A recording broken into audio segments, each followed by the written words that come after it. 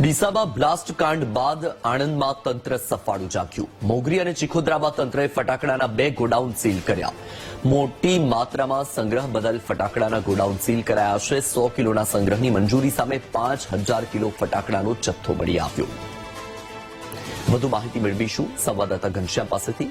ઘનશ્યામ, જાણવા માંગીશું કે મોગરી અને ચીખોદરામાં તંત્રએ 2 ફટાકડાના ગોડાઉન સીલ કર્યા છે, તેને લઈને વધુ શું અપડેટ છે? વસલ, ચોક્કસ ડીસાની ઘટના બાદ સફાળું જે આણંદ તંત્ર છે તે જાગ્યું છે. ફાયરની ટીમો સાથે આણંદ જે મામલતદાર છે તેમણે ચીખોદરા અને મોગરીમાં દરોડા પાડ્યા હતા અને જે 5 જેટલી ફટાકડાના જે ગોડાઉન છે તેમને ચકાસ્યા હતા. મહત્વની વાત એ છે કે એ 5 પરવાના એક જ દુકાનદારના હતા. ભોલેનાથ ફટાકડા ભંડારના હતા અને 2 દુકાનોમાં જે મંજૂરી હોય છે 100 કિલોની, તેના કરતા પણ વધુ, એટલે કે 5000 કિલો ફટાકડાનો જે જથ્થો છે તે મળી આવ્યો હતો, જેને લઈને તંત્રએ 2 જે ગોડાઉન છે તે સીલ કર્યા છે અને કાર્યવાહી કરી છે. બિલકુલ ઘનશ્યામ, માહિતી બદલ આભાર.